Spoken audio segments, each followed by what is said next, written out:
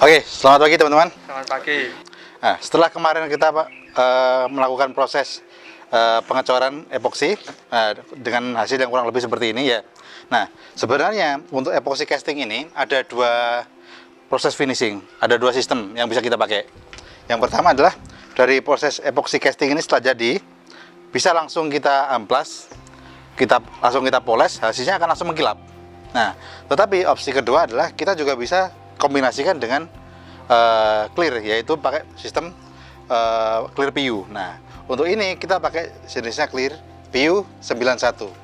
Nah, PU 91 ini adalah PU akrilik dari propan dengan kelebihan yang pertama, dia non yellowing. Dia non yellowing, sangat keras, bisa dipoles dan juga bisa untuk eksterior. Sehingga apa?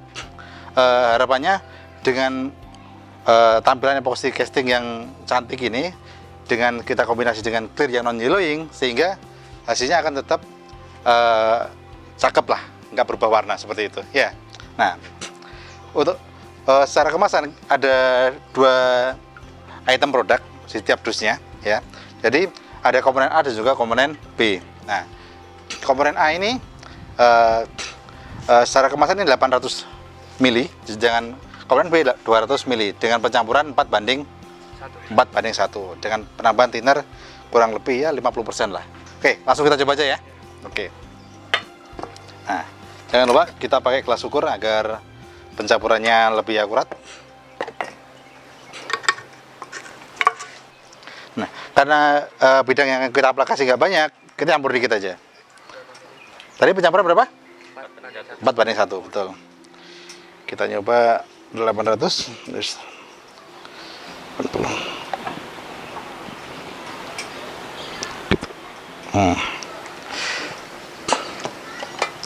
Oke, 100. Ada narik.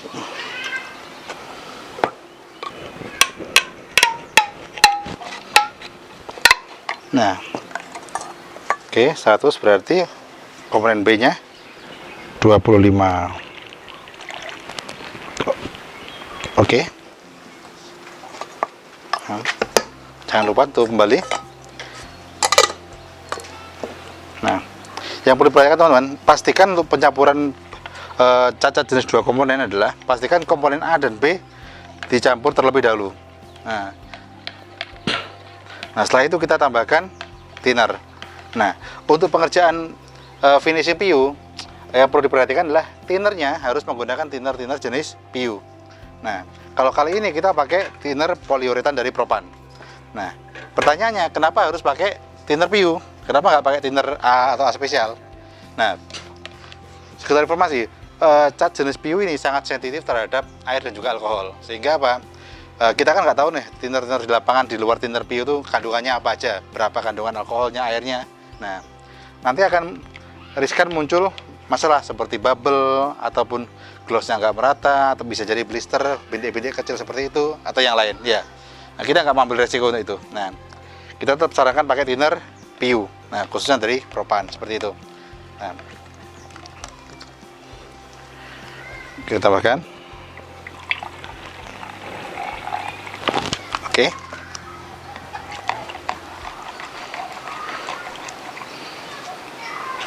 Cukup. Nah, oke, langsung kita aplikasi ya. Jangan lupa, biar bebas dari debu, tolong pegang. Nah, kita saring dulu. Kita saring dulu. Oke, cukup. Ya. Nah, kita tutup kembali. Sebelumnya, sudah pernah pakai spray gun sebelumnya, teman-teman? Belum? Oke, saya jelaskan dikit. Untuk aplikasi spray gun. Nah, spray gun sendiri jenisnya ada banyak. Nah, kalau yang kita pakai ini jenisnya yang gravity tube, di mana catnya dengan tabung di atas ya. Nah, untuk mekanismenya adalah ada beberapa pengaturan di sini. Ya, bagian bawah ini adalah setting untuk angin. Besar kecil angin diatur dari sini. Kalau kita geser ke kiri, anginnya akan kecil keluar. Tapi begitu kita putar kanan, nah, angin akan besar. Yang kedua adalah ini Yang tengah ini, yang paling besar, ini adalah setting untuk besar kecilnya material atau banyak sedikitnya material yang keluar. Contoh, nah jika kita putar ke kiri, material yang dikeluarkan akan semakin banyak. Ya, tapi kalau kita ke kanan, akan lebih sedikit. Ya. Nah, kemudian yang terakhir adalah kipas. Nah, ini adalah kipas. Jika kita putar paling kanan, keluaran dari spray gun ini akan mengerucut, kecil. Ya. Tapi jika kita putar sebelah kiri, dia akan lebar. Ya. Kenapa sih kita perlu pengaturan kipas? Nah, ini kita sesuaikan dengan bidang apa yang akan kita spray. Jika kita bidang-bidang kecil, kita bisa pengatur pakai kipas kecil biar lebih efisien. Dan juga jika bidang yang akan kita aplikasi ini lebar ataupun besar, kita bisa pakai setting kipas lebar dan angin yang lebih kencang. Nah, biar apa? Biar lebih cepat pengerjaannya, biar lebih efisien di waktu, seperti itu. Nah, kemudian, untuk nozzle-nya, nozzle-nya bisa kita putar-putar seperti ini. Tujuannya apa sih? Keluaran material, dia akan vertikal. Ini cocok dipakai untuk bidang-bidang datar. Tapi jika kita mau nyepray bidang yang vertikal, kita ubah seperti ini. Kita ubah. Sehingga apa? Jika kita buat vertikal seperti ini, keluaran materialnya dia akan horizontal. Sehingga apa? Secara coverage dia lebih pas, lebih besar juga. Gitu ya. Sampai sini paham? Oke, kita coba ya.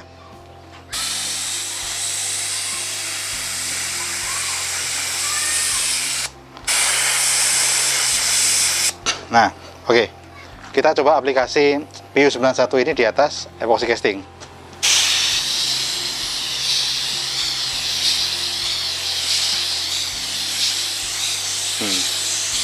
Ini kita coba clear gloss ya.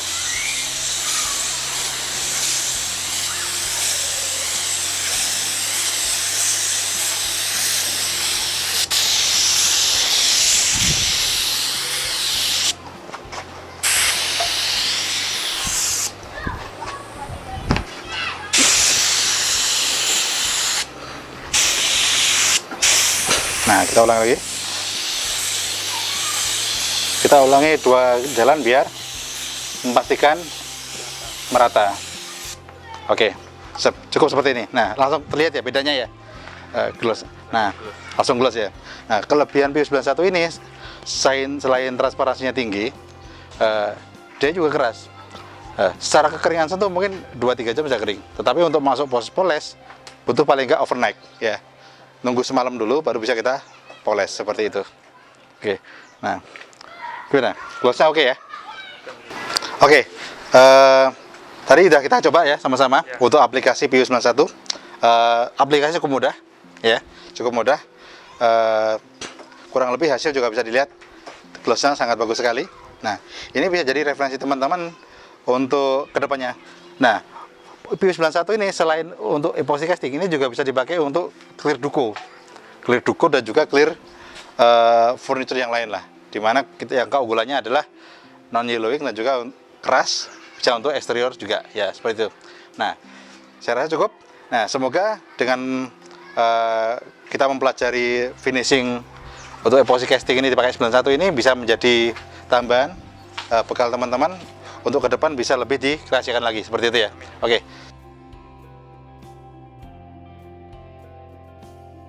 Oke, melanjutkan proses finishing epoxy casting tadi ya.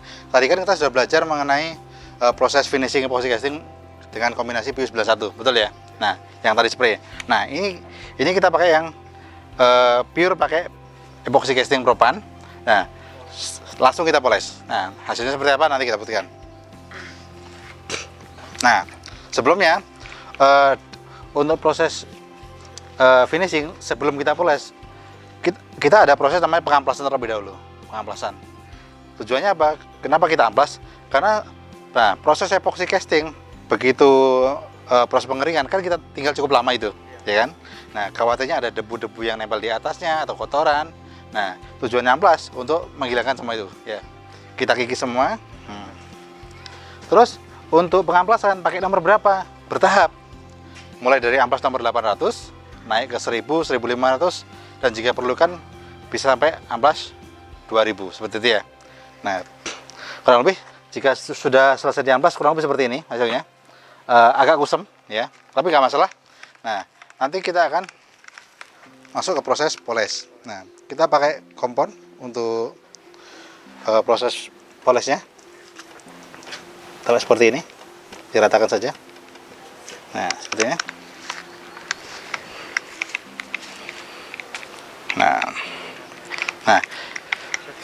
Nah, kita setting untuk speed pelan dulu.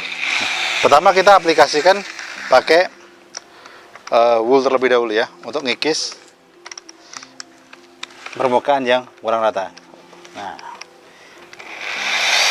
kita pelan dulu.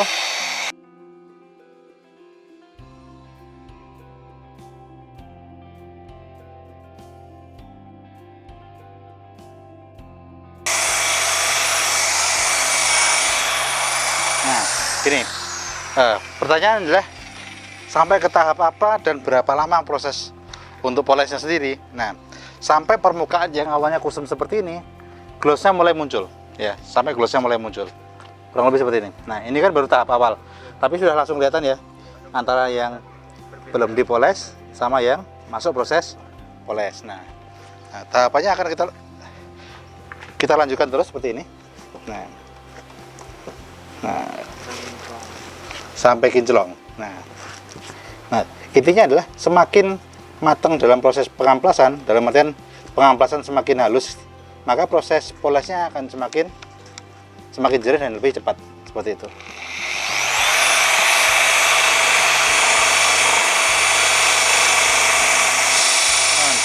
Dalam proses pengamplasan, permukaan akan jadi panas, ya. Coba dipegang, ya kan? Nah, kita kontrol suhunya pakai air. Nah, kita dinginkan dulu suhunya, biar nggak terlalu panas. Tujuannya apa sih? Selain untuk menurunkan suhu, untuk memperjernih lapisan, biar untuk menghilangkan kabut juga. Nah, kalau dirasa tingkat kilapnya cukup, nah kita masuk ke proses akhir. Kita kilapkan pakai kit atau jenis silikon yang lain, ya. Nah, biarkan. Kemudian untuk mesin poles yang kita ganti pakai foam pad seperti ini.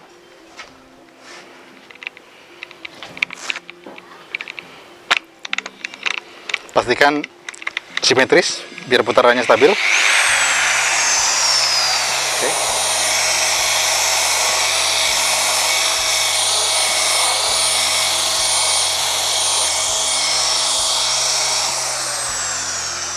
Oke, kurang lebih seperti itu. Nah, kita lihat perbedaannya. Nah, oke teman-teman, setelah kita poles, hasilnya seperti yang kita lihat sendiri ya. Hasilnya langsung muncul glossnya tanpa harus di-clear lagi. Nah, oke, sampai sini ada pertanyaan? Nggak ada. Oke, saya cukupkan untuk proses finishing epoxy casting pada kesempatan kali ini. Semoga bisa jadi referensi juga untuk teman-teman,